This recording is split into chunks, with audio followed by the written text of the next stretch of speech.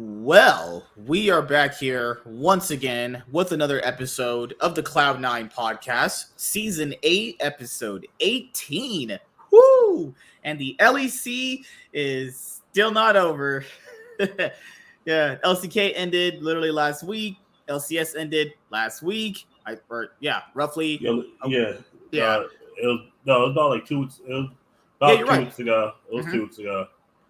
Yeah. Then LPL ended like 2 weeks before that, and you're sitting here going like, "There's more LEC to play."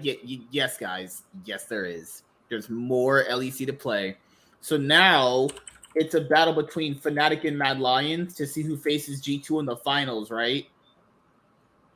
For like Yeah. who gets the actual. So whoever loses that third place match gets the third seed, and Yeah. obviously the finals is determined by whoever, right? So yeah, it's locked now. Now we know BDS versus Golden Guardians on October 8th, 2023.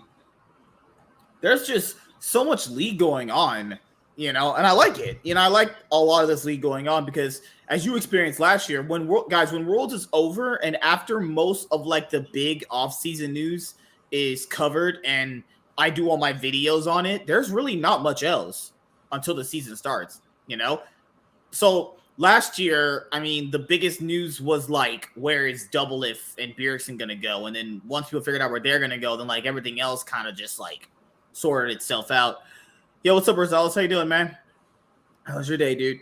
But yeah, there's actually quite a bit of stuff to go over. Anything else you wanted to say before we start going over like all the the topics for today's show? Actually, Fnatic didn't get upset by BDS. Thank God.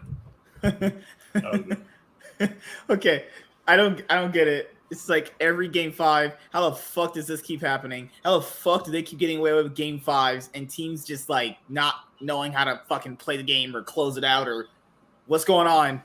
Like how? Like I just don't get it. It blows my mind. How do they keep getting away with this? It's not possible. Oh God, man. BDS does BDS things.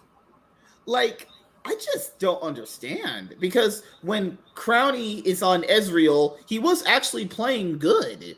But then, in the crucial moments, he arcane shifted forward. Remember when the game 5 first started and they got those 3 kills ahead? And then he arcane shifted forward to a Nautilus with like 400 health with W still up, thinking that he could kill him. And you're just sitting here going like, what? Like what? You just throw away your whole advantage. Then the very last team fight where he was actually putting out a lot of damage, he arcane shifts over the wall only to get hooked by a Nautilus again. And you're just like, bruh, what is going on here, man? Like, I'm not saying Fnatic didn't play well. What I'm saying, people, is like, I wouldn't really be hoping Fnatic's going to do anything at Worlds if that's what people's position is, because if teams are playing like that into them, I'm hard pressed to believe what the hell are you learning from these teams actually, But yeah, so that's just my thing about the Fnatic and BDS series. It went the distance. It went the full 5 games, and I'm someone I like those these picks that have been coming out in the LEC actually. I like that we can see like Kled. I love Kled. One of my favorite top lane champions. I think Kled has been super underrated for a long time, actually. Because these people always say like, oh, you can't play this into certain matchups competitively. It's like, yes, you can. There's no reason why you can't play that. It's just, it has to, in competitive league, it has to fit into the team comp and matter more than past a laning phase. But Kled is fine to play. I wish people would pull him out more. He has a great laning phase. He has great team fighting ability. He has great engage. And also, he has great side laning potential as a top laner. There's nothing wrong with playing Kled, because people said, well, if you play Renekton into him, then Renekton obviously has a stronger later part of the game where he can be strong in the side lanes. That really just depends on how you yourself are going to do in your laning phase in general, Like, if that's the case, then why can't we pick champions like Camille anymore? Like, Doran picked Camille in the LCK finals. Like, these champions like Camille, Aatrox, Kled, Broken Blade pulled out Swain. These picks that G2 are pulling out right now are actually going to give them an edge at Worlds. Hopefully, you're thinking, because if other people aren't willing to pull these kind of champions out, and you're like, hey, I can pull this out and beat you. My champion's a bit stronger at this moment. Those are like edges the West need, actually. Yep. The West can't just play standard against these teams. Like people, it should have been fully shown last year. The West cannot play against LPL and LCK teams playing just fully standard League of Legends. You will get shit stomped. Not only are they just so much better at that playstyle, the way they telegraph everything they do, the way they know what you're going to do, because these teams are just not so good. They know even how to do like proper setups. You got to throw some wrench into this. And I do agree with a lot of people with that certain position. It's like, you got to change. You have to change something. You have to do something, So, if you can find an edge playing champions like Kled, playing champions like Swain, top lane, then yeah, that is going to actually be hopefully beneficial to you. I do have 2 League of Legends videos that I'm working on right now. They're going to be out hopefully very soon. I have to get through to editing them because, as you guys know, I've recorded videos. I just haven't got a chance to edit them and put them out to you guys. So, like the same thing I said with the Cloud9, a few weeks, was it last week or the week before? It was Cloud9 are going to get pretty much destroyed at Worlds for the most part, unless they severely change up their gameplay. The reason I think all the LCS is going to get destroyed at Worlds. Yeah, I mean, because if we're looking at Cloud9, because they're like going to be like they're going to be the 2nd seed, right? Yeah.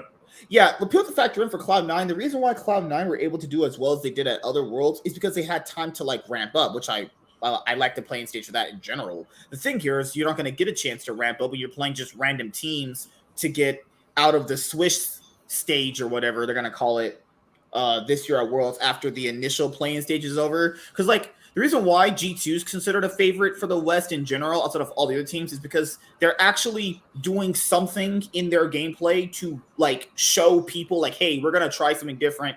It might not work out, but hey, at least we're going to try something to then try to beat the Asian teams at, their style, Like teams like Cloud9, like people throughout the split, yeah, they had like stompish games. They did stomp some games, but most of their wins came off of teams just completely just running in and just not knowing how to properly team fight. Like they would kind of not do anything and teams would just mess up at team fighting and they would just capitalize on team fighting at objectives, right? That's just not going to happen at Worlds. Like at least against any Asian teams they hope to beat, because like Berserker had said they hope to beat an Asian team. Not with that play style. You need to revamp that whole shit. And I don't know if that's going to be super effective doing that toward the end of the year after you've already like been playing this way for the like ever since MSI they've been playing this way. I don't know if they can just change that on the fly. I hope you would be able to change that, but then again, we'll have to see how that goes. NRG, I don't know. Do I think they're going to get completely curb stomped? Pretty much. I think all the LCS teams are, but it all depends on who's going to get curb stomped the worst. Because to be fair, if Golden Guardians don't beat BDS, we'll have 3 teams in there, guys, actually. So with NRG, I mean, I don't know, like I do think Palafox is good, but the problem here with that is like he's good in an isolation of like if you were ranking people as of like a tier of players, right? So like if you had tiers, you put him in like high B tier. But if you were ranking him against any other Asian mid laner, they'd be like all S tier. Yeah, that's a fat discrepancy there. You see, like Dokla, he'd be the same thing too. He'd be like a B tier-ish top laner. Well, every other top laner he's gonna face is like ones that they hope to beat, not like garbage minor region teams that don't do shit. Not those trash. Actual good top laners. They use Doran, fucking Deshai. It's like contracts. He has to face Tarzan. Owner, Peanut. Like, what are we gonna be doing here? He's got to face Cuz. Like, people think like, oh, Peanut, Cuz, aren't they like bad?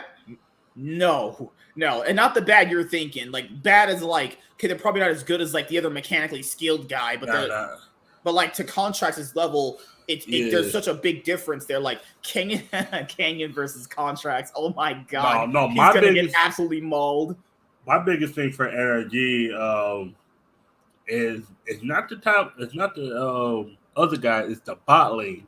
That's the issue here. Yeah, because people, I love FBI. I think FBI is great. I think people But so massively FBI is underrate that going guy. into against Jackie Love and Ruler, Pays. Gumayusi, Pays.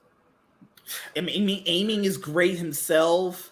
Like, anytime FBI's been at Worlds, he's not ever played well himself. And the like any support he's had with him has not done that well. Like, I don't know if it's going to be different with Ignar, because Ignar looked so whack in the regular season for the LCS, and then kind of somewhat had decent games in the playoffs. Like, I like FBI a lot, but I don't think he'll be doing anything with Ignar against these teams. You know, and who else is there after NRG and Cloud9? There's who's that third Team Liquid. Left. They're lucky to even be in this position. Let's be honest here. Golden Guardians is better than them. Let's be honest here. Team Liquid is not good. I don't know about that. I think Team Liquid's not good. Team Liquid sucks. Look at how Golden Guardian was playing. I can't definitively say they're better. I think they're. I don't know if I can say that they're a better team. I think they at times. I think Team Liquid are about to get absolutely mauled to death. That's probably to me. That's our worst team we're gonna send. Like, APA is not good. Summit's the only reason why they win games. POC can kind of have some decent games, kind of maybe.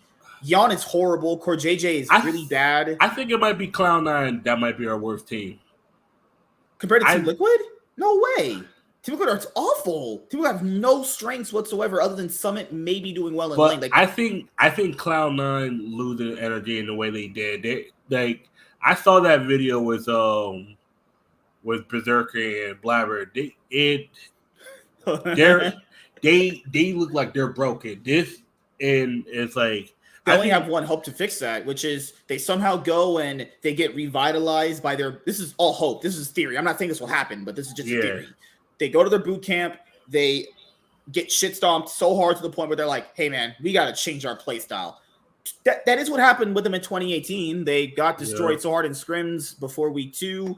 They had switched their whole play style up. Now, people understand these kind of things that I'm saying. These might happen. I'm not saying they will. I'm just saying that there are not. These aren't concrete ways that they can improve. You know, I'm saying our LCS teams are saying this year. We're talking like so bad to the point where teams are relying on an actual team not playing out an objective fight properly for them to win. That's how bad shit's gotten here. I want to say Team Liquid's the worst, but I would say Team Liquid's the worst.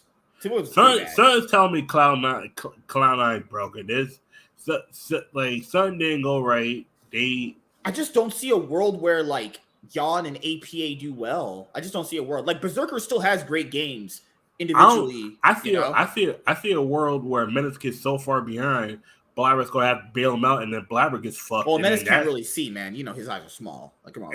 I think if Blabber has to bail out a Menace, that's gonna be the beginning of the end, and that's gonna be a downward, because with Team Liquid, all they could do is go up, while Cloud9's on a downward trajectory. It is looking. The only way Team Liquid wins games is if literally POC just plays through Summit. That's it, and that's just that's gonna work against like maybe minor region teams, maybe, but against like anyone better, slightly better, even Europe, they're gonna get destroyed. AP is gonna. It depends on what European team. I would say any of them, honestly. They're not better than Fnatic. They're not better than Mad Lions. They're not better. But Fnatic, BDS maybe. Hopefully. But the issue with Fnatic is Fnatic. They take a while to scale up, and Team Liquid is one of those teams that yeah. See, that's the difference with Worlds this year is like the scaling up part of it, because you're not going to get group stages. You're going to get like random. So like how to describe it? Basically, after the playing stage, they're all going to fight each other instead of like last year. So. Yeah, that's even crazier. So that's what I'm saying. Team Liquid randomly face like fucking T1. Like, that's gonna be so bad. That's what I'm saying. TL, I pray for APA. TL can catch Fnatic and possibly beat him. Could you imagine a world of that where TL just faces T1? Their first game at Worlds, you're facing T1. Oh hell, AP is about to get fisted so hard. I pray for that man. He's gonna get so blasted.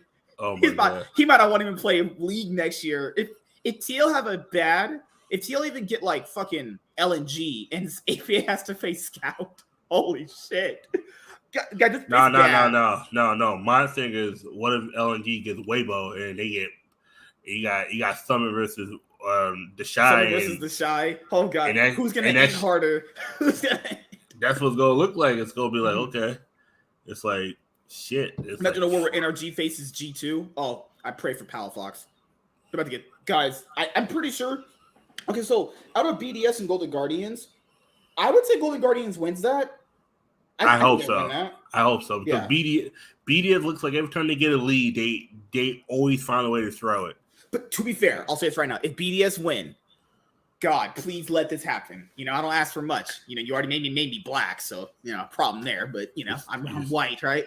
Jesus Christ. So, God, please do this. I want Adam to face Zika from LNG. Just for my amusement. Not because he'll get destroyed or anything. Just for my amusement, actually. And I want a Menace to play against Scout. Why the fuck do you want to? Why do you want to torture your team? You really? I just want to see Adam get curb stomped by Zika. Only if Team BDS beats Golden Guardians. I don't think they will. But I want a Menace versus who did Cloud9 face the MSI again? Gen G, right? Yeah, Cloud9. They already faced They've gone faced BLG. He faced Jigao and Chovy. Oh yeah, we saw how that went. That was yikes. I want a Menace versus Chovy 2.0. Oh god, let's see what. Hey, and Menace asked him how could he get better at laning. Sure didn't look like it from the split. He learned anything that Chovy told him. So, oh gosh. I mean, the LEC. The LEC is also not going to do as well. The only hope for the West I see is just it's literally G2. And it's only really up. I'm not saying G2 players are like bad or anything. The problem here is like they get too complacent. They get too complacent. They get a little too cocky. Yeah, because my thing is that it's not that they don't have like caliber enough players to fight off Asian teams. Yike, this is his first world championship. That can always go, 50-50. It's 50-50. It depends. Like, after Winter, he's been their weakest link by far, Like, after Yikes. Winter, he played fine in Winter. Yeah, Yike's been their weakest link by far. You sure about that? That was Caps. Like, that was Caps for the longest time. He's been making some egregious, mistakes from, since spring, I would say. Like, he's not been playing bad. I don't know about that. To me, it's been Caps. Like, you think Caps is going to get exposed at Worlds? Like, I mean, Caps already kind of did get exposed a couple of years ago, but it's like I think Caps is like low key their weakest link. I think we already kind of know where Yike's trajectory is. Okay, go nowhere but up. That's why I was like, okay, he's not the strongest player, but I don't know. When I see him play, I'm like, it's like I don't see him as the weakest. I don't see him as doing, because the thing with junglers, when you go competitively, like he saw at MSI. At MSI, we saw him play up against other better junglers. And he's obviously still new, but it just looks so bad for him.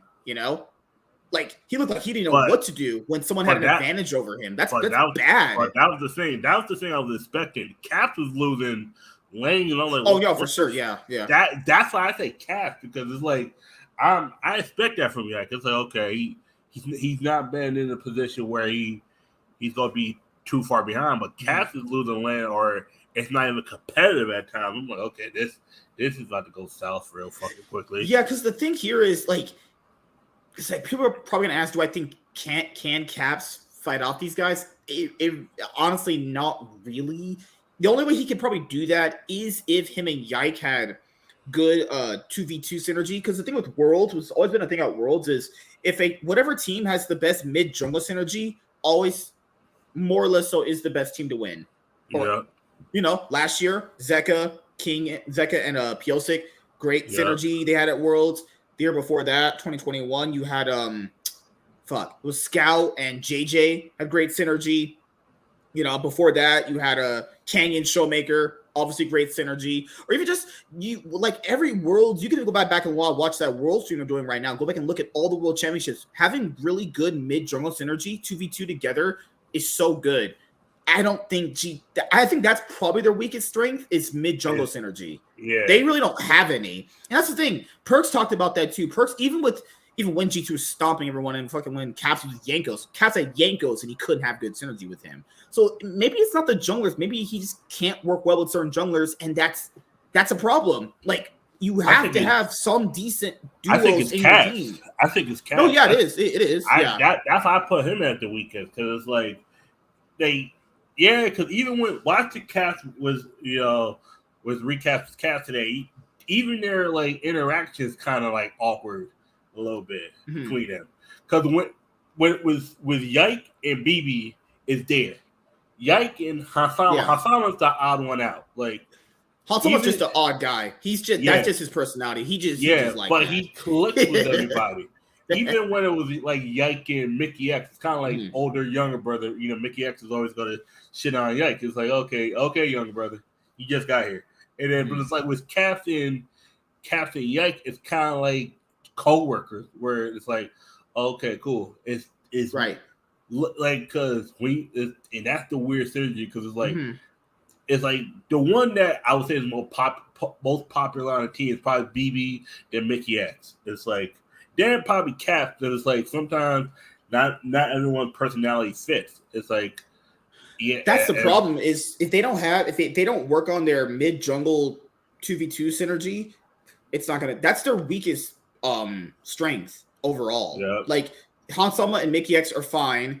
I think they could do fine. They did fine against BLG. The issue when they lost to BLG that game 4 was because they didn't properly ward around the certain part of the map they wanted to fight around. And if Asian teams know you're not warding properly, as we saw last year at Worlds, you're going to get blasted. If you go back and watch those games from last year, a lot of the games they lost weren't because they just got straight dominated in lane. That was most of them too. The warding, the actual vision placement on the map was awful.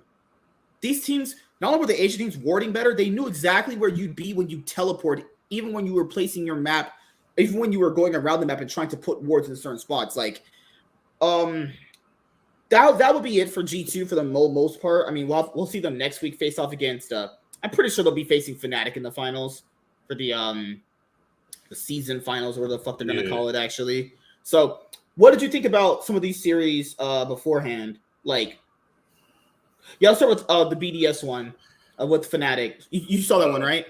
Yeah, I saw all of them. What did you think about it?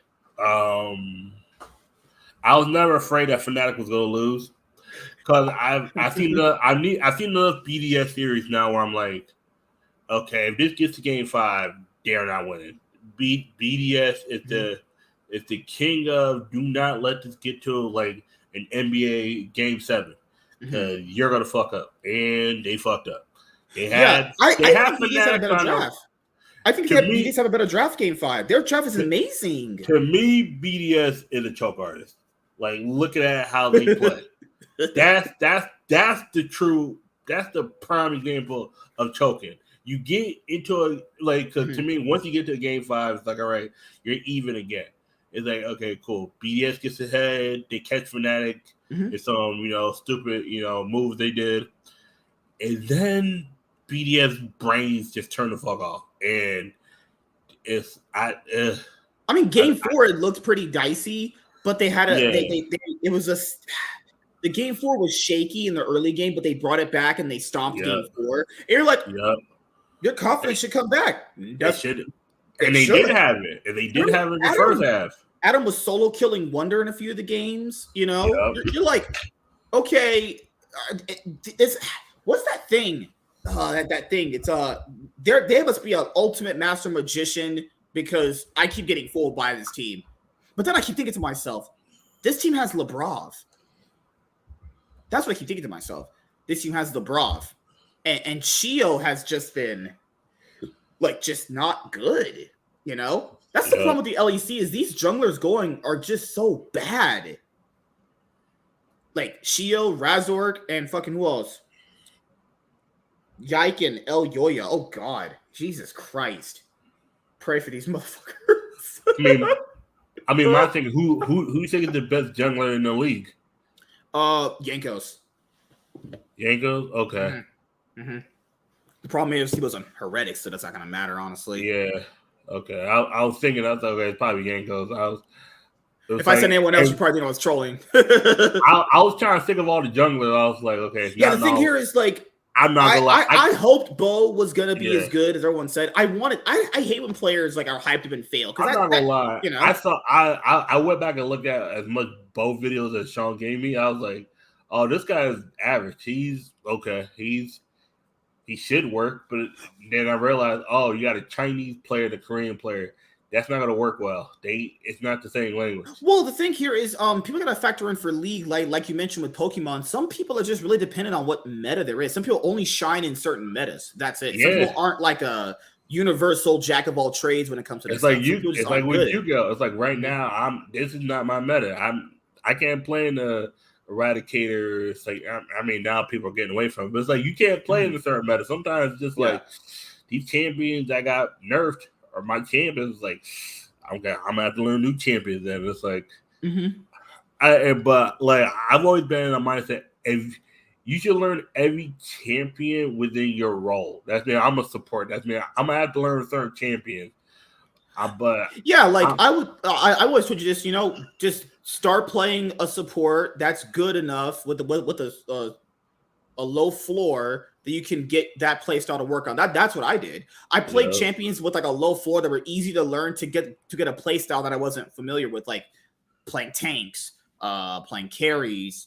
For support, well, I started off with Morgana, which is a ranged enchanter. So hook champions always scared me. So I just played Thresh. And my brain was like, I'm gonna do this right. So I learned how to play Thresh and I'll play Leona. Like you don't have to master a play style you're bad at. You just have to know it good enough, you know? And I think that's the problem with BDS in this game, because you saw the draft, right? BDS's draft is way better. It's not even close that it's better. The problem here is Crowny's brain just fell off. His whole brain just took off and just left.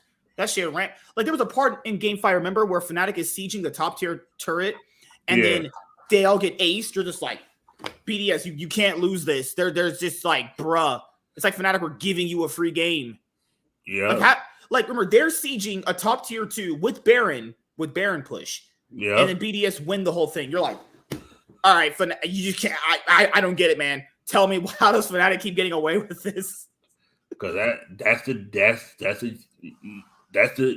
prime level of choking when you get to a point where you're in the case to lead, and then it's like I just can't get. I don't get it. I just don't like. Fnatic, I swear to people, this cannot fly at Worlds with this team. You cannot just get Baron and throw 4 of your Baron powered power-ups in a team fight while not even getting the turret. They didn't get the turret in that moment.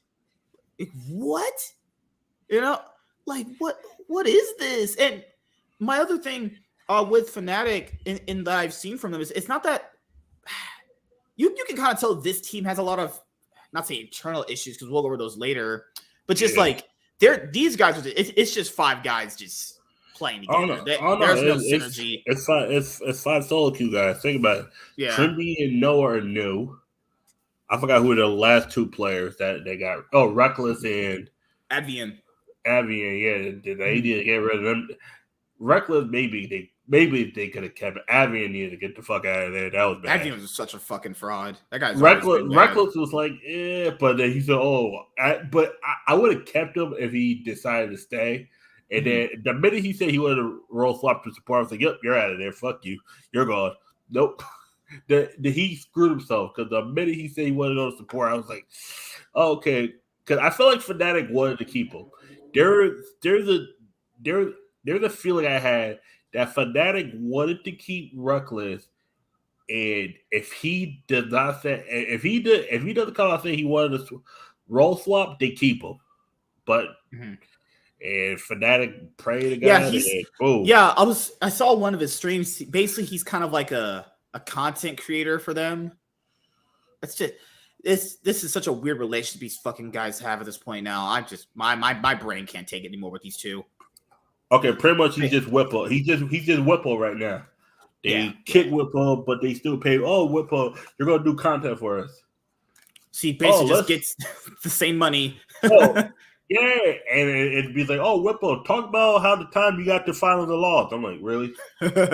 Hey, like, yeah, they'll bring Jet back, someone they fired because of Alfari and Jensen and Tactical and Core JJ, who's still on that team too. And who's the top laner right now? Fuck. Oh, Summit. No, back then. It was Alfari, Santorin, Jensen, Tactical, Core JJ. It's so weird how all that bad situation happened and they have Jet doing content. Man, esports is... These people have no... Like, I just don't get it. It's okay. It's okay. Well, another day for that. My brain will just break going through all that shit.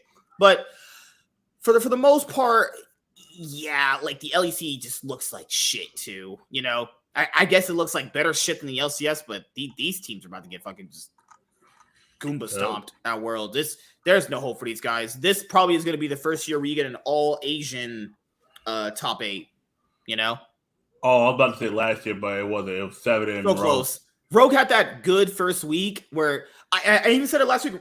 Remember that good first week, they're almost solidified getting in. Once you start 3-0, you only need. I mean, you're almost pretty much guaranteed. They started 4. They started 4-0, and then they right because their next game after the 3-0 was against GAM. So yeah, you know, once you already start 4-0.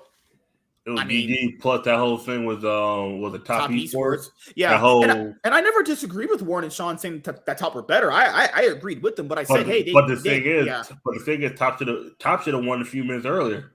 If they were, you know, let's be honest here, man. Let's really be honest here. They should never be in a spot to even be losing against GAM that hard. Yeah, like GAM is all that year. That GAM team was terrible. They should have straight up shit stomped that team. And not even that. Top esports had this thing where like. I got what they're trying to do. They're trying to scale up with the event. You got to just play good in these games to win. Just win and move on. Because you can scale up during what is called Worlds playoffs. Like, just scale up then. Scale up with each best of 5 you get. How about just get through the games you need to get through, get the wins you need to get, and just get out of there. That's it. You know? Because scaling up with random BO1s is worthless, honestly. You know? Oh, so we have to talk about one of the main topics today. That was just general thoughts about, you know, just league in general right now. Obviously today, G2 beat Mad Lions. Yep. Oh God. Did you see game 1? Please tell me you saw game 1. I saw all of them. I saw game 1 live. I went to sleep. Tell me, game 2 and 3. You think Chasey, please, that man was win trading in game 1. Oh, that win trading, the word 8. Fucking, he straight up got PayPal'd by fucking Dylan Falco, who's just G2's head coach right now. I swear to God, just imagine again. I can't even dignify what Chasey did was playing League of Legends. Dude, fucking BB had a 2v1 because I want to talk about game 1 and game 3. Mm-hmm. He fucking. BB, no, was it game 2 or 3? BB does it again and then gets a double kill. I'm like, it was a Cassante game. The Cassante game where he kept going in as Jackson getting 1v1. Then El Yoya goes, I'm going to go gank this losing lane that doesn't matter worth a shit.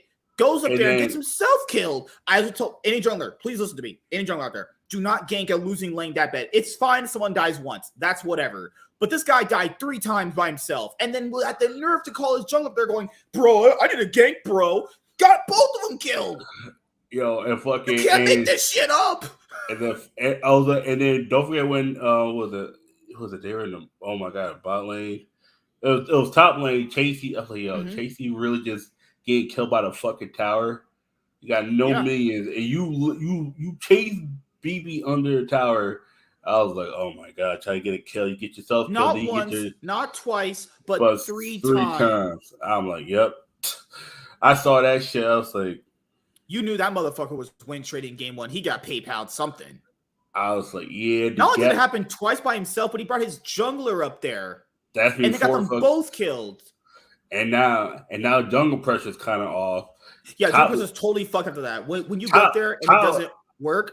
I'm gonna tell you right now. Besides game 2, every other game, top lane was BB. That was Even game 2, top lane was kind of BBs. It was just everything else was going wrong for G2. Yeah. BB had no competition in top lane today. It was literally Yeah, no, credit to him. He started out pretty shaky when his year first started for him in winter, but he's been really playing well these latter splits, and right now too. He's been just on it. To him, like, credit to him. He's really bounced back, honestly.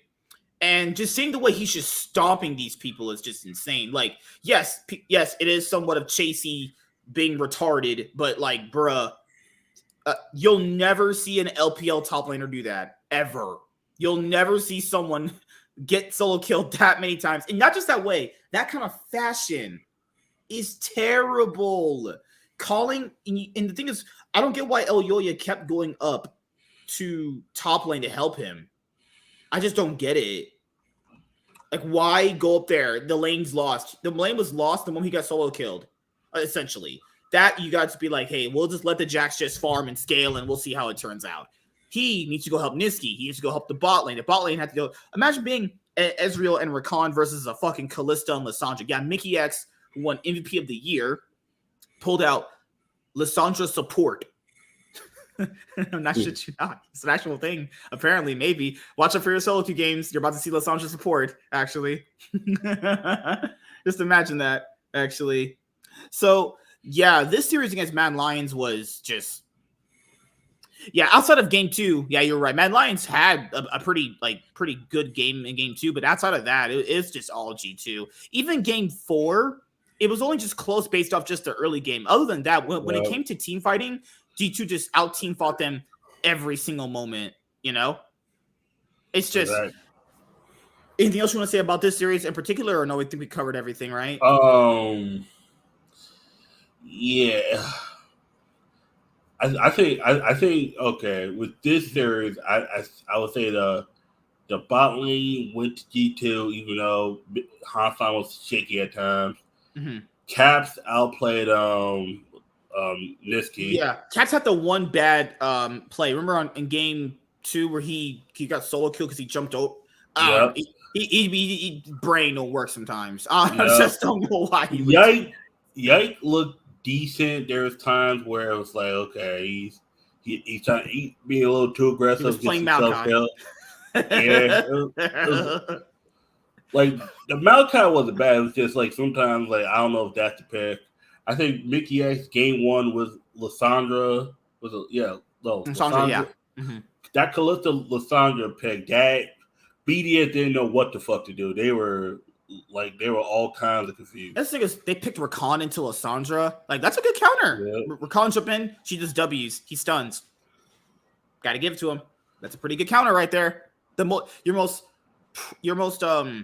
biggest engage tool just gets stopped by a Lissandra W. Got to give it to him. That's pretty clean. But yeah, outside of just, G2 winning today, they should probably most likely end up winning the season finals, actually. I just don't see a world. I mean, maybe Fnatic can push them to 5 games. Fnatic maybe has the potential to do that. It depends. Part of me wants Fnatic in the finals. I just don't want a 3-0 stomp. I hate watching those sometimes. I love to hate them. I would like finals to be like something like big, like it might back and forth. It might be a 3-0 stomp. It probably will be. Let's be honest here. I'm not. It probably will be. If Madeline gets there, it might be 3-1 G2 again. I was just thinking today that if Mad Lions goes, if Mad Lions go into Worlds, Chasey's playing like that, Mad Lions aren't gonna lose in 17 minutes or 15 minutes. They're about to lose in 10 minutes. No. Fuck yeah, because what game was it? It was game 1 or game 3. I forgot which one. Mm-hmm. It was game 1. G2 literally got the second herald and just said, fuck it, we're going to end game. What is it with teams against Mad Lions say, fuck it, we don't need Baron, we're going to beat you with the herald. Team 1 did it. You didn't learn. Now G2, they literally had Shelly dancing at the end. She's the one that knocked it. It wasn't nobody. I think it was it might have been Yike. They let Shelly got 3 charges to their last 2 inhibitor turrets, and the Nexus, bruh. Right at it was a little bit after 20 minutes. I'm just sitting there like, Mad Lion, you're getting beat when Baron is barely active. It was 13-3. It's 17 minutes in. Yep. That means you were getting your ass completely just destroyed. It was like 12,000. Like it was 12,000. It was a 10,000 gold lead at 18 minutes exactly. That's disgusting. This is against G2. They're not even playing against like some big destruction team here. They're playing against G2 here, and they're like, guys. I know people are like, I don't like seeing Mad Lions at Worlds. Well, you're gonna see them again.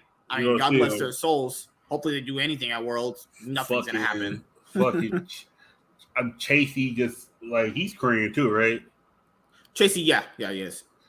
He's about to disappoint a lot of Koreans. It's gonna be him, and it's gonna be okay. It was like okay. He put him against Ben, put him against Deshaun, Doran, Daves. We saw him against Zeus before. Yeah, I know. I know.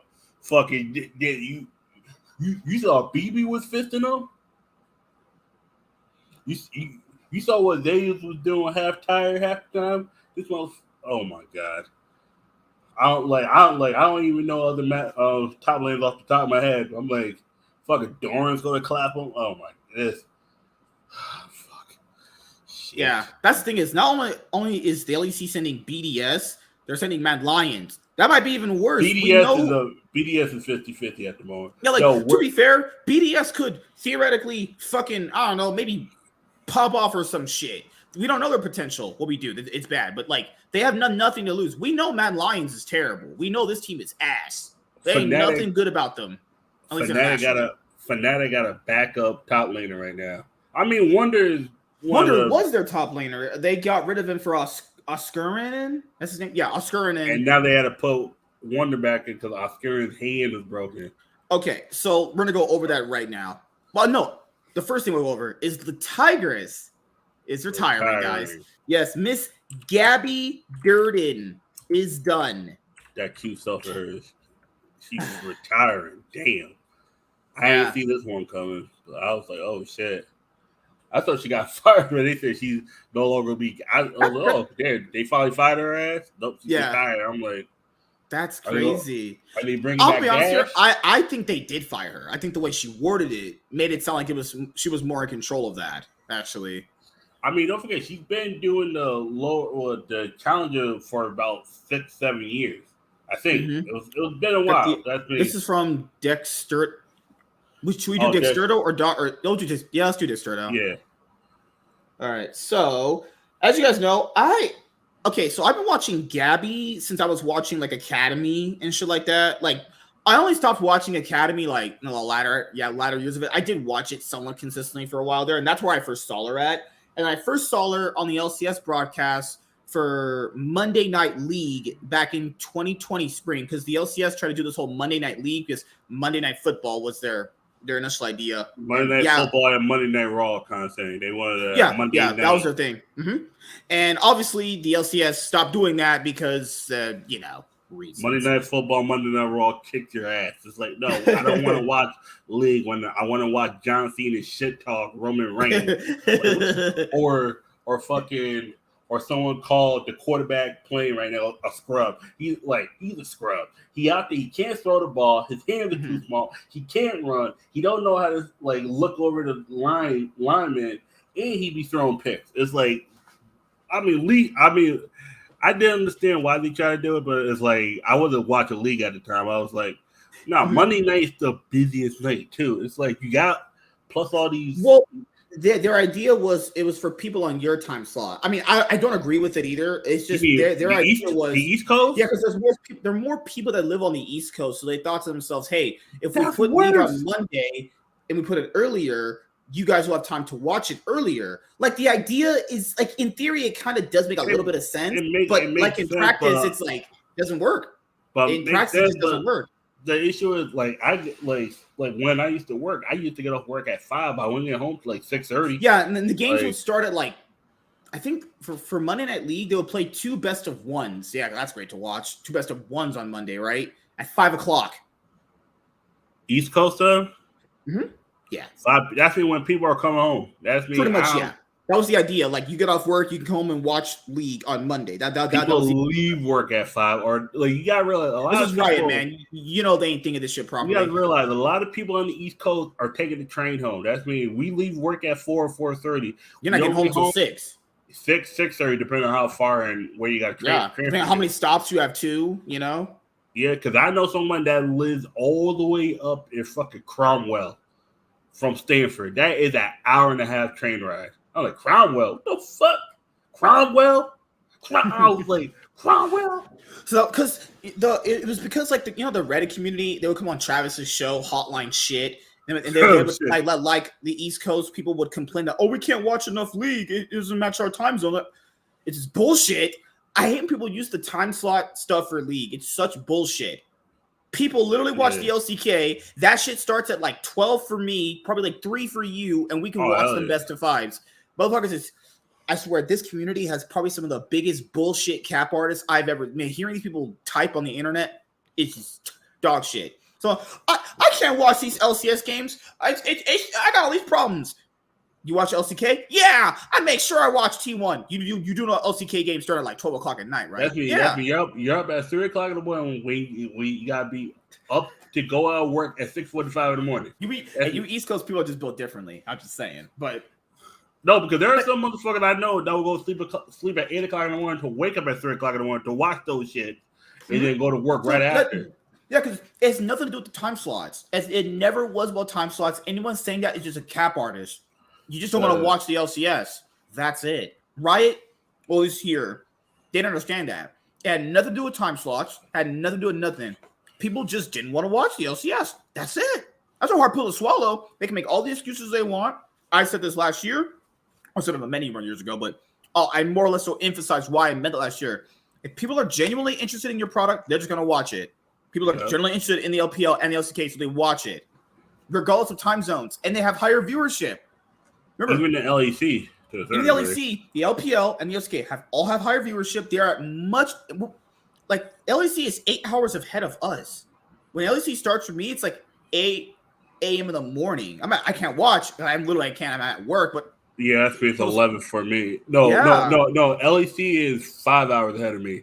Yeah, they started like pre-show starts at like 7:30 a.m. for me. Yeah, 10:30 for me. Because it started 10:30 because like you find time to watch this shit. It's not even like advantageous for you to watch it in the preferred time zones because you'd be killing yourself without any sleep. Like the LPL is worth the LEC because LCK I could probably watch the first game. Like it's like 3 or 4 o'clock. Yeah. If I can't get through the whole series, like I can get through the first 2 games, and after that, I'm done. My body got to give out. Like if I go to sleep early, I can watch the LPL like series, because they start like around 8 o'clock in the morning. That's enough time. Like there's sometimes the LPL isn't even done when the season's going on. There's times they're not even done. You'll be like, they'll have like 3 best of 3s, and they're barely finishing up their second. You're like, oh, what the hell are you guys doing? Yeah, I remember one time the second best. It was the day where it was 9 games. The LPO didn't end to about I think a little bit before 11:30 my time. I was able. It was the issue is they put the best one first. I'm like, fuck. They played JDG versus not BLG. It was another team. They put them first, and then by the time I got to wake up, it was up versus a Rare Atom. I'm like, I'm not watching this shit. Yeah. Like even when we were watching those LCK BO5s together for like a watch party, after the first 2 games, I gotta give out. But I'll still make time to watch whenever I can. Like if I don't have nothing to do the next day, I'm staying up. Like so when the LCS is talking shit like, oh, we can't. No, it has nothing to do with time zones. And I hate when they like. I didn't mind that they adjusted the weekday LCS stuff like Wednesday, Thursday. I didn't mind that because putting too much league on Saturday and Sunday like that's overload. You don't want to do that. I know it's overload, but I think it would have been better if they just kept it there. Mm-hmm. I think the idea behind that was they were going to try and capture like because you know how like the LEC can just host the other ones, just rating the other viewers in. People got to factor in when they changed the days themselves going into this year, they were going to have that extra boost in viewership like they normally would. Get the raid from the LEC when the LEC is not even on that specific day. Their idea was, hey, if you're just a fan of this product, you could just watch it on this day without any other streams to go to. I don't think Riot really understands what kind of timeline we're living in. Motherfuckers will literally sit there and binge hours and hours and hours of 5-hour videos if they really cared enough. It has nothing to do with the actual content itself. It's more like, is there interest there? You know? And speaking of interest, there was an interest in Gabby I'm calling LeTigress. I never care for that Gabby name. LeTigress, actually. So LeTigress, you know, like I mentioned earlier, I first saw her Academy, Monday Night League. She did the interviewer role. I liked her doing the interviewer role. I thought that was where her strength was. Then they started having her cast games, and I was like, nope. First time I heard her, I was like, this sucks. This lady's trash. So casting more games, I was like, this sucks. This is bad. This is terrible. Then she made a post talking about, like, you know, because people were attacking her weight, and she said she likes to, you know, eat her feelings, and I was like, okay, she must be letting people get to her. Yeah, it was a tweet where she was getting a little bit more weight, and people were like, hey, you're getting kind of fat. And, you know, she explained when she gets sad, she likes to eat her feelings or whatever, some shit like that.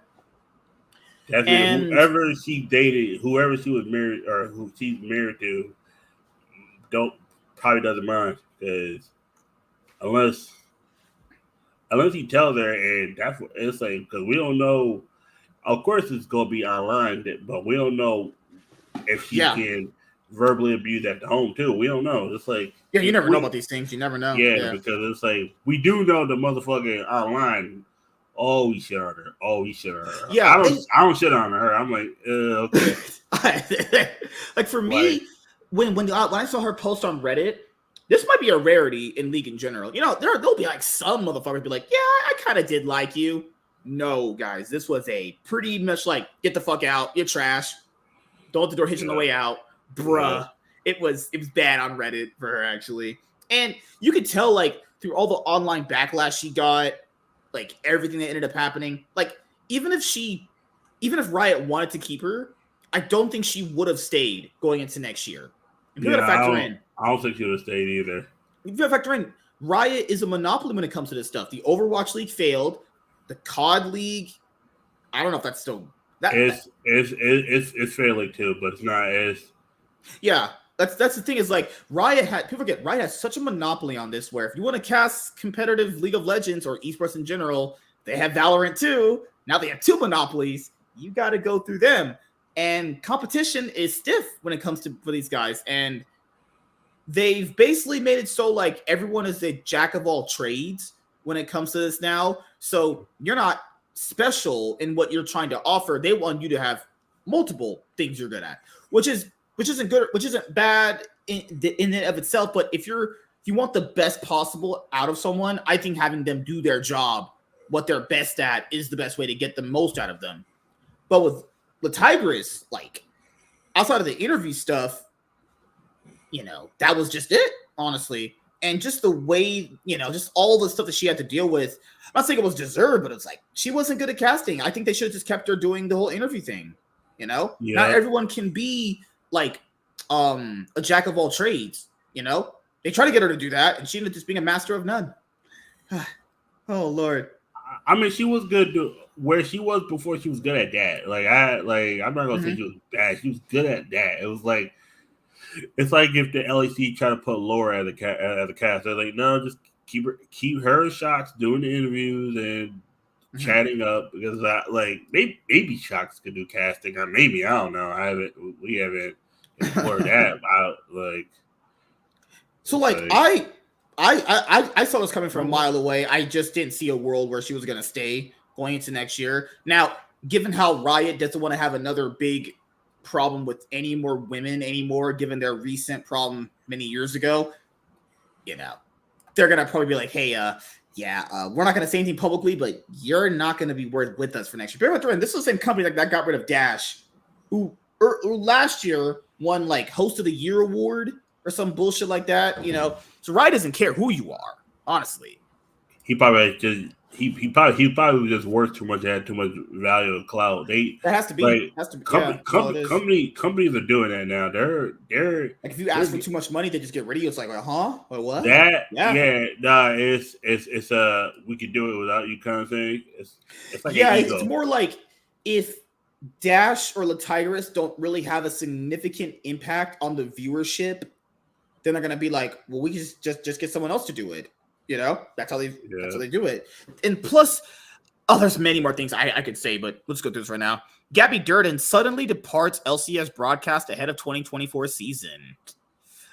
Gabby Durden, formerly known as LeTigress, has revealed that she's leaving the LCS broadcast in 2024 to pursue other endeavors.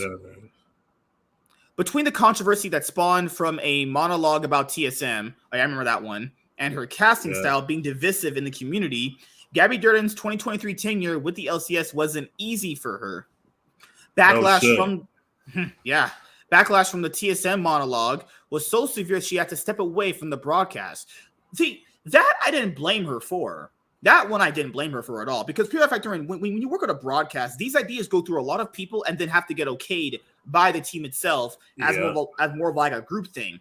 But people forget, if she's just the one presenting the TSM monologue, she's going to be the fall person on that, right? She's a fall person for it. Like I was like that one, I specifically can't like be mad at her for, because like that has to go through many different channels for that to happen. And I even said that kind of stuff is good for the league in a way that's like, because people will be like, why is controversy good? Guys, the WWE's mostly thrived off controversy to have as much people as it does. Not just with the actual sport itself, but like controversy brings in viewership. Like it just does, honestly. Like I did enjoy how the LCS was trying to make things a bit more different this year. But I'm not gonna lie, people watching the LCS broadcast many years ago, it's like I'm fucking snoozing before another game, because those people were, not like the people were boring. It's just like they weren't really, it just wasn't an entertaining product for the most part, And this year, I really did feel like they tried to do different things, which is fine. But this comes with the territory. If you want to be controversial, you have to kind of like go, okay, that one didn't work. Let's try something else. Now, was like shitting on TSM the right move? No, yeah, maybe, kind of. I don't know. It just depends on how the dialogue was thrown out. Now, the way she threw out the dialogue was really odd, because I think she was super nervous when she was doing it, because it could just mean, maybe she didn't know all too much about what was really going on and all that stuff too. It got to the point where, despite having a great many achievements as an interviewer and broadcast talent, she would constantly get harassed by members of the community. Okay. Are they just, this is so weird. It's like, they're talking about just with like Twitter, Reddit comments. They gotta be talking about Twitter and all that. Have to be, yeah. Gabby spoke on this and much more, including the tragic circumstances that led her to not performing as she would have liked on the broadcast, in an exclusive interview with Distro earlier this year. Now, after a few years with the broadcast, Gabby has ultimately decided to step away. Huh? Well, that is it for LeTigress on the broadcast. Did she say specifically she was going to just, be done with esports in general? She didn't say esports. I think she just said she was stepping away from the LCS kind of thing. Like, if she was to go do. Okay, this is her Twitter. Let's see. She said right here, I have decided to not return to the LCS broadcast talent team in 2024. I am not ready to give more details. This must be pretty bad. But I wanted to share this with everyone now that the season is over. I'm grateful to League of Legends Esports for inspiring my pursuit of this career nearly a decade ago. Since then, I've been so grateful to spend my time immersing myself in the many communities brought together through gaming. I'm stoked to stay connected with everyone as a broadcaster and music artist. Thank you to those who have supported me on my journey so far and for the journey to come. In my opinion, I don't think they renewed her contract. I think that they just went, hey, you're fired. They would say, oh, yeah, we are not going to renew your contract, and we're going to terminate your contract early. It was something like that. She got terminated, but she's probably still going to get paid whatever money she's due. And then, well, the thing here is all these guys are on, like, people forget, when they tried to do the whole broadcasting this year, they brought in a bunch of people in. That means they were trying to create some, I guess, what do they call it? They try to create some like weird Hunger Games scenario where they had a bunch of casters from Academy come up, try their talents out on the broadcast for a few games to kind of see. They were trying to get cheaper talent. That's what it was. They were trying to get cheaper talent. A lot of times, what it is you blend the old with the new.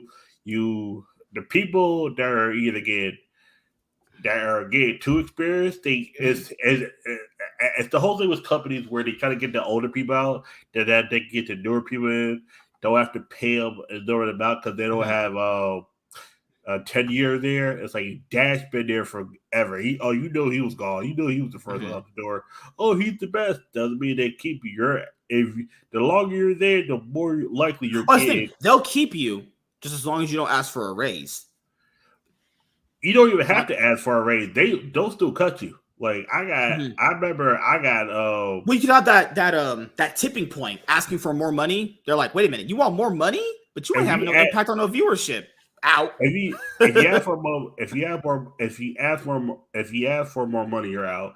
If you at 80 point know that you're up for a raise, because they like after a year they tend to give people raises. If you like, it's my yearly raise, right? And they look at you like you haven't. They'll feel like you're valuable enough. Oh, they get you the fuck out of there. And it's fucked up, but it's like. It's the same thing with there's like one example of this that's pretty small, but the way that LEC treats K-Drill, how he's the only one that gets. Everyone notice he's the only one that gets co-streaming rights. Him and obviously like Dom and a few people get it, but he's the only LEC caster that gets co-streaming rights. Dom don't get LEC co-streaming rights. He gets LCS. No. K-Drill gets LEC caster co-streaming privileges. Oh, yeah. Medic doesn't get them. BDS doesn't get them. Lore doesn't get them. Yeah. It's because they've seen the numbers on K-Drill's stream. Now, they basically want you to be pulling the numbers that he has to get those privileges. Yeah. They're like, fuck. That's crazy. And obviously I love K-Drill's casting. I think K-Drill's great at what he does, but it's, and people have been asking how do you fix the LCS? It's like it's you don't really. It's the system is just super fucked. That's just kind of how it works at this point. No one kind of wants to suffer so things can get better. It's more like, hey, I'm doing this to less fuck myself, but fuck you over more. That's kind of the system we're in now. It's such a systemic issue. Nothing really can get fixed anymore. We are so beyond fucked. It doesn't matter. Another example. You were talking about last night before I passed out on my floor. Instead of ending the stream, which was the Disguised Toast angle. Remember people kept saying, oh yeah, bring Disguised Toast. He'll just fix all the viewership. That didn't happen. He didn't bring more eyes to Academy. There was a little bit of boost in viewership in Academy. He slightly did. The issue is it was people who were fans of Disguised Toast. It wasn't like... Yeah. Or former fans of the LCS. It's just these people don't know business at all. These people are just so stupid. The way they would talk, you're like, bro, if you went outside and had a job or just anything, the way they were gassing, did you see his chat? The way they were gassing this guy up, I was like, bro, this guy, I know you're smarter than that. Please never take advice from these idiots. You will be broke and homeless. Guys, I shit you not. These people are so dumb. My brain actually ran out my head reading this show. That's why some of us were like, be careful of what advice you take from Boys Critical, because it's he'll tell you the truth. It's gonna be hard to make money in there, but he's gonna tell you to keep going. I'm like, that's kind of productive. If you're not making money, watch that. You're not making money. Yeah. These people are so stupid. Because he said, because for the love of the game. I was like, it's all good till I go broke. And then I'm out there in Los Angeles sucking dick to, survive. It's like, the fuck? You can't. And that's the sad part about I'll say this. Before we continue, I'll say this. You know how Sentinels, the Valorant team, is having money issues? I'm just saying. Sign Lena a contract. Tell her to do OnlyFans. Tell her to show her tits and her butthole. Sign names on it. For some money. I'm just saying, man, would that not give them money? It won't give them money. But you know who also has money issues? And we need to figure out if this team should just go back to the former name. It's Koi. What the fuck is going on with Koi? Oh, that's another thing we have to unpack. Do we have enough time for that? Okay, we'll do that after we talk about the Disguised Toasting, okay? That'll be our last thing. Yeah. So, people, okay. since the system of the LCS is so fucked, no one can fix anything because we're talking a system that basically just needs to get upended and just completely redone at this point. That's how bad it is, okay? But the thing with this guy's toes is people kept saying, remember people for years were like, oh, this LCS org owner was bad. I'm not saying all the org owners are saints. I'm not saying that. But for people to be like, this guy's toes is he'll be a better owner than Jack. I mean, Jack of Cloud9? Yeah. This guy's toes literally has let go of his entire roster within less than like 3 months.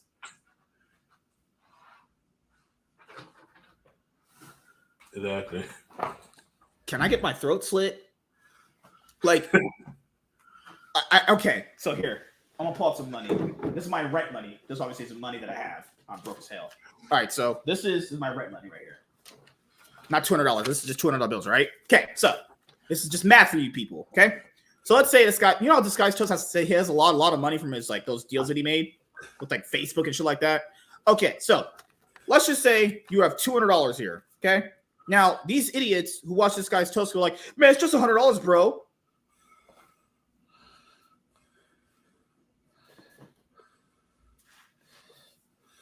People, please use your brains. It doesn't matter how rich this guy's toast is. Sacrificing money just cuz will hurt your wallet eventually. So I forgot how much money he made of signing with Facebook for that partnership when, you know, streamers were. Yeah, it was in the tens of millions. Now, you know how this guy's told me he was out $1 million already on doing that? Now factor in if he kept running that operation for another like 2 years, how much millions he would have. And then don't forget the money. Remember, also keep this, not getting any profit or not profit, money. He wouldn't be making profit. You don't make profit on this shit.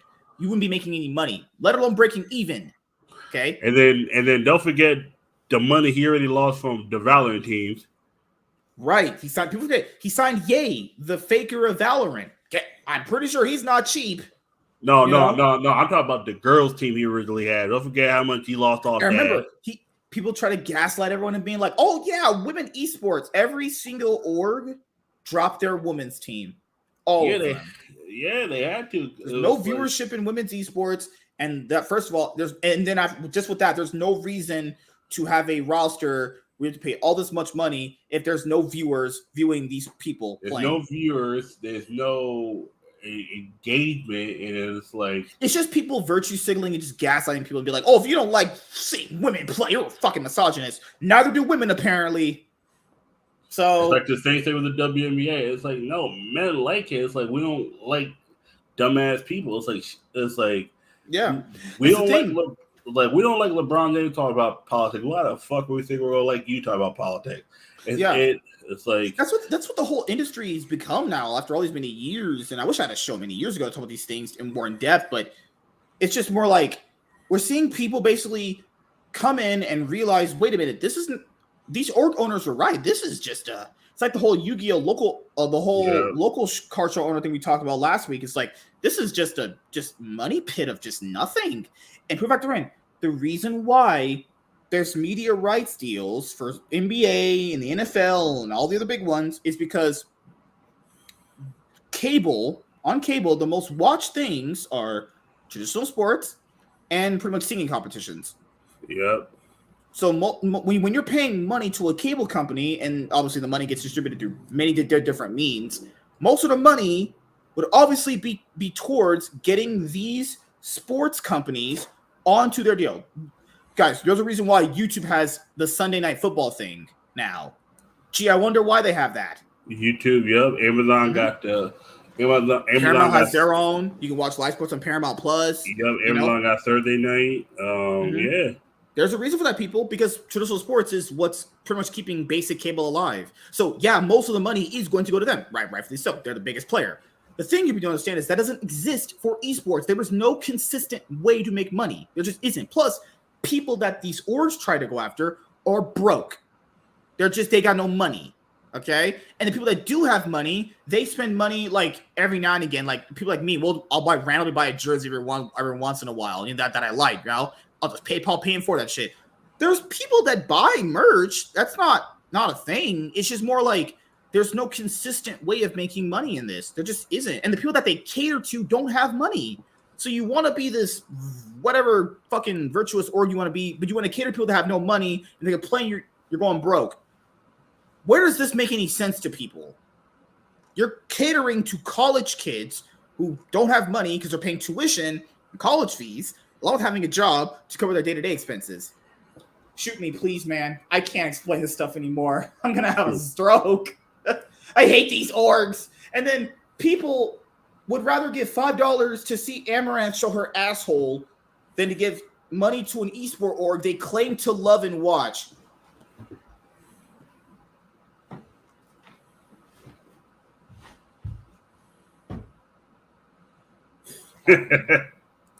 Help me, please. That's the sad part. That's how it be. I hate these people, man. These LCS people in Yu-Gi-Oh do this too. We'll go on that later on tonight. But God, I'm so old. I don't get it. People say I love all these orgs. I love Cloud9. Would you like a Cloud like the LCS? And if the LCS was like, hey, pay $5 to watch us, people would bitch and complain about, hey, would you pay $5 to watch this? $5 is nothing. Nothing. But you pay Amaranth $5 to show her butthole to you. Yeah. What kind of world are we living in? I'm pretty sure most people that are in this community watch more esports than fucking Netflix at this point. Maybe even more anything. But they won't be willing to spend $5 to help support the scene that they claim they love. Remember, guys, this is stuff you claim you love, okay? If you're not even willing to support it, fuck it. Burn this shit to the ground. Maybe Nate Shot was right. This is just hell here. There's nothing here. People are so fake. And if you bring this up, you're just some istaphobe. Like, I'm done. Your turn. My brain's gonna explode. I hate it. People, I mean, 100 these fans be like a lot of these fans, even 100 these people, anybody, they'll be like, I love this org. Which if they were just if they, hey, just give them $5 a month to support them. No, why? They're not good. They don't deserve it. I would. You give your money to a fucking thought. Yeah. I'm done. Because you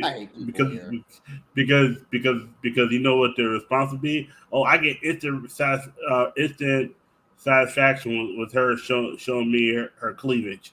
Is that dumbass like what? That's the thing. Like, if people, and I'm not saying to give these orgs your paycheck. I'm not saying that, but if you claim you love something, you would somewhat support it. Tweets, liking, I'll even take that. That's not worth shit. But that's something. Like a retweet. You buy a jersey for once in a while, a sweater, something, you know. But you could have the only way to have consistent revenue is somehow activating your fans. It's the only way to do it. But fans don't want to support. For some reason, they just find it weird to support the org they claim they like. That's why this can't be sports ever. Lakers fans will buy jerseys. They'll buy tens of them. Celtics fans will buy tens of jerseys they've already owned in the same size. You know? Yeah. The reason why this can never be considered sports is because the fans are so fake. They're so fickle. They're just kind of virtue signaling weirdos. I don't know what the fuck word it is, but it's just so bad. Oh god, it's awful. I'd rather have Amaranth show me her fucking tits and asshole, her ass salad, than fucking pay $5 to the org that I claim I love, that I watch every single week. You know, in and out, bruh. Yep. I hate it. He'll throw a fit when you suggest you pay for this shit. Now, then again, if the content's so bad, this thing, if you don't want to pay for it, that's fine. Then that means obviously the content is trash and they need to fix it, you know? I sure would pay for the LCK and LPL. I would do that, honestly. If they had like a bundle deal, be like, hey, $20 for all of them. I'd do it. Now, I'm always under the impression that people would do it because they apparently love this so much they might do it. I don't believe for a second people would not pay for it. I just think the backlash of not doing it steers people from charging a model, because people don't understand, if they don't try to get money at some point, this is gonna be that shit that Sentinels had, where they claimed they needed money really, really badly, or they might be going out of business. That's gonna happen with a lot of more orgs. I imagine a lot of other orgs are happening like that. So remember, in Valorant, Riot pays you to be in their league. Riot pays you to be in Valorant. And that's why it's an actual good spot to have, because you just get free money, essentially. Now, when you live in LA and things cost out the ass, basic apartments in LA cost like maybe $2,000 for a 1-bedroom. Like, what are we doing here at this point? All right, so you said you want to go over the Koi stuff. That's the last thing we'll cover. Oh God. Yeah. So what did you hear about this first? Because I've read and heard so many different things. Like the whole merger, whatever was. So, from what I know, Infinite Reality is the same people that owned Rogue, and they I guess merged with Koi. Somehow it ended up being Koi that had the LEC slot, and they brought on Ibai, one of the most popular streamers in the world, right? But somehow they're doing it. It's on a point right now. They're all like low on payments or some shit. Let's go through. Yep. That's kind of just the gist of how I've seen everything, of what I've read. Yeah, same here. This is God, esports gonna esports. Good Lord. Koi LOL coaches cautious. Burnout. Oh, so I have to go to like Rich. I'll go to Rich's tweets for this thing. Koi. Koi LOL. And we'll go to this right now. H2K bitch? No, what the hell? H2K. Where's Rich's Wrath? Isn't that his name? Rich's Wraith. There we go. Found it. Let's see what he put out about Koi. Yeah, here was the statement stuff. Found him. Okay. So I'm not surprised at some of this stuff happening because there's a lot of weird, shady shit that goes on in this scene. Really bad. So I'm not surprised this is happening. But people said, "Oh well, Ibai just he's so rich. He just gave $3 million, bro." All right, we're just so fucked. We're just so fucked. People are so stupid. Who raised you people? Who raised you people? TikTok? Oh God, that sure shows. God. All right, give me a moment, and we're gonna go over. We'll find him. Found him right now. All right, so let's go over this right here, and we're gonna go through the Koi issues. There's a lot of Koi issues actually. Apparently, before Koi, Rogue, Ibai had so many CC because he wanted to. One of the reasons Ibai created Koi was to take some of the weight off of his shoulders when it came to carrying out commercial actions. Instead of doing all of them himself, let his team do them. Last year, a lot of activations were done with CC. This year, they have hardly been done because Rogue didn't want them. The program finally Monday was discontinued on Koi's channel and started on Ryobu's channel because there was a confrontation between Koi International and Koi Spain, as well as other groups. They have many projects that have the photos ready and the video too, and never came out. Koi Berlin is also upset, so possibly they are not part of the problem. Maybe personal information. The problem comes from Infinite Reality acquiring Rep Global for $470 million for Metaverse and also acquiring Koi. I don't know. That's a lot of questions. When two companies come together, it's normal to have clashes. Not paying people makes limited sense. It can happen. I didn't know we had to pay this. We paid it. The problem with Koi is that they have problems in general. I am confused. Where is the money? And nobody answers. There is only echo. A few days ago, Ibai said in his stream that he is willing to do anything. Tomorrow, Euros released another leak. Oh, so that's part 3. So this is part 2. There is no intention for it to change. The feeling from inside is that you can't work unless Ibai keeps paying, and they have no intention of having winning teams. That would be the reason why they sold off Trimby, be the reason why they sold off fucking Otoamne. Koi sources have put out this information because they want to change things and they want to put pressure on the organization.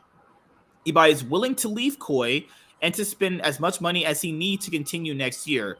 It doesn't have to be in Koi. Ibai must stay a few years in Koi by contract. You don't pay the LEC license at once. It's twice a year. Oh, the whole franchising fee. That's what I'm talking about right there. I don't remember how much it is.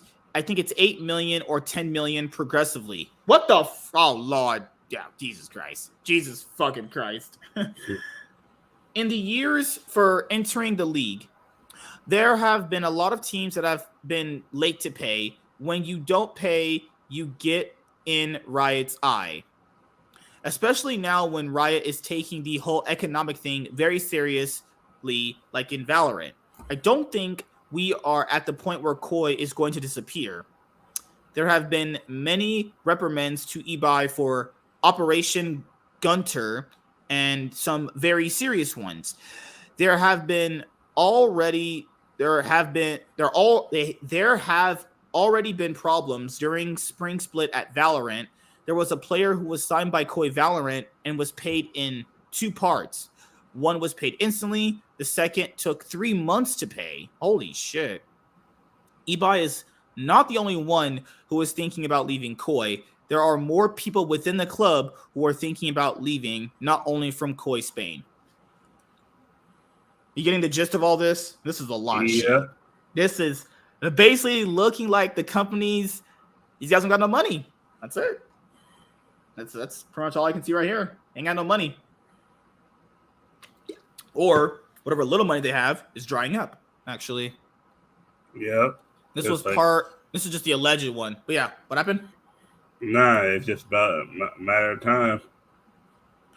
There were people who have not been paid for months. Some are paid out of eBuy's pocket. Some people are receiving less money than agreed. eBay has paid the entire SL gaming house. The problem of the LEC license payment, in particular to Koi, no other team has it.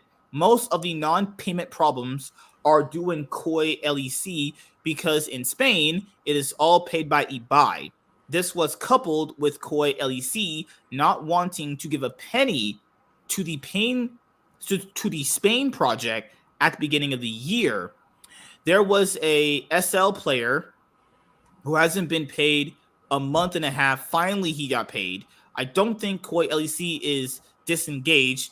It's just an economic problem. I don't know why they don't have money, but I was very surprised. Last year, they did a super round investment and raised a lot of money. Yeah, that's the thing. If you guys ever hear like esports teams doing like these, investment rounds, that means they need some funding. That means they need some bills paid. Actually, Sentinels is going through it the worst right now, as you guys have seen. I understand that the problem is not only Koi Berlin. Koi Berlin also has problems with Infinity Reality. Apparently, the higher-ups, they are not allowing anyone to work. Koi LEC has also complained that they are having problems and can't do things. There are less than 15 people working at Koi outside of sports, which is very small. The Koi LEC side are not understanding what is going on. Last year, no team had any problems with payments. As soon as something happens, you get information quickly, as was the case with Astralis. It has never happened with Rogue. So Rogue, who there were before. There are CCs that have not been paid for 3 to 4 months. Also problems with paying assigning. The economic solvency is very important for Riot. The guard was rejected because they did not pass Riot's economic solvency. When you try to talk to the people at the top, they don't usually answer. Infinity Reality is very much in the metaverse. Infinity Reality wanted Peak and eBay because their image is very strong and they wanted to create experiences in the metaverse. Whew, God, that is so much. This is all the problems from Koi allegedly. That is just, it's bad over there. It's bad over there.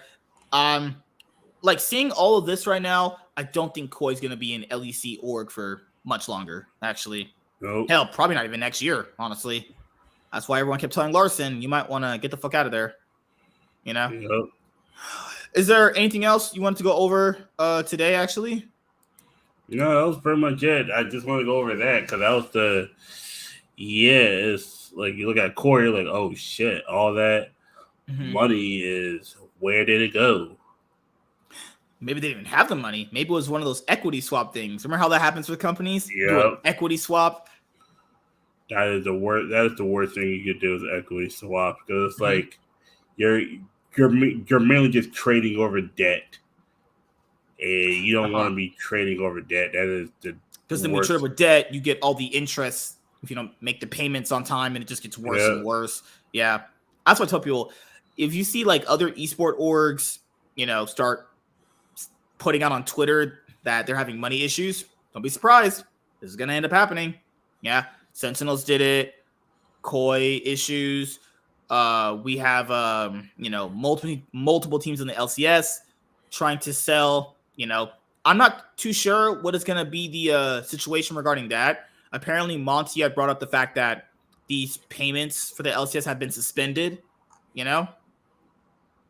So we'll have to see how that'll manifest too. But the thing here is, like, I guess Riot's going to suspend their payments for a second, but like, if they already don't make enough money and have to pay all this money to their players, it's like, this feels like just hot potato. You know what I mean? It feels like, hey, no, you have it. No, you have it. And it's just, oh God, man, please slit my throat. I'm done. No, that's enough esports for today. My brain can't take it anymore. As you guys know, I love doing these shows, but when you keep hearing these kind of things, you're like, all right, it's time to get the knife to slit your throat. Oh, shit. It's just, because I read about that too, because Monty broke it on their show. The LCS, they're suspending the payments for the LCS teams. If these guys have hard times getting sponsors and have a hard enough time making money in general, you might be extending that suspension on payments. Because how does Riot think that teams that need suspension on payments is going to get more money with still your day-to-day operations going forward anyway? God, we are so fucked. We are so fucking fucked. It's not funny. God, we're so screwed, man. And I would hope something changes to the point where this could all be fixed, but then my dad would be in my life because, miracles can't happen. There was some Travis videos that we'll go over next week, actually. I know he put out some interviews that he did. Yeah. Did you catch them by any chance? I know people were talking about them. No, I didn't catch them. I'll see it on YouTube. Okay. Yeah, they are. He did interviews with Steve, who's Team Liquid's owner, and a few Riot officials. I saw that one. I might have saw two of them on Twitter. Because I'm like some people I'm banned on Twitter. You know what I'm about. Want to be tagged at. Well, guys, we're going to wrap it up here. Just remember, guys, there's more consistent content coming out. I haven't been recording videos. I'm sorry the weekend box office video has been late. I will be getting that done tonight or earlier tomorrow, actually. And I'll have that up for you guys. Then we can go into this week's box office that has just been numbers for tallied right. And yeah, more content in general is dropping. I've been doing a lot of podcasts recently. This day, obviously on Sunday we have this show. So, we do this show on Sunday, and then I have my other League Streamer Iron Man podcast on today too. But, thank you guys for your support. Anything else you want to say, man, before we head out, actually? No, that's pretty much it. Yeah. So LeTigress is retired. Koi probably won't be in the LEC next year, given all this is happening. Koi might not be a company anymore. That's them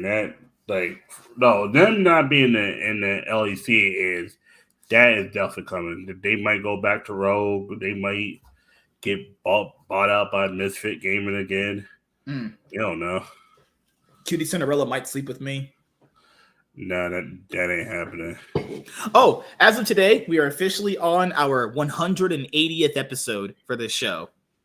So we're making moves, guys. We're getting up there, actually. another show, another milestone.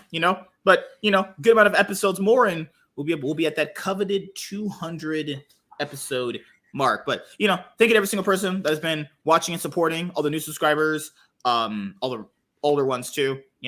Can't wait to watch G2 versus Mad again, or watch.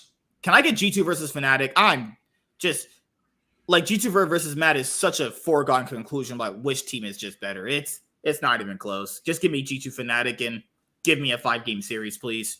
Yep. I don't think it's gonna be a 5-game series. But I mean, let's say if it's a 5-game series, is that bad on G2's part or better on Fnatic's part? Doesn't matter. I won't know because Fnatic realistically, I mean, if you get to game 5, if G2 gets to game 5 against Fnatic, I'm just saying, what if Fnatic wins the season finals and we're talking about this next week, right? They won't win, right? They won't, but even if they do, what the fuck they gonna do? Like, I feel like whoever gets the first seed in LEC might be fucked.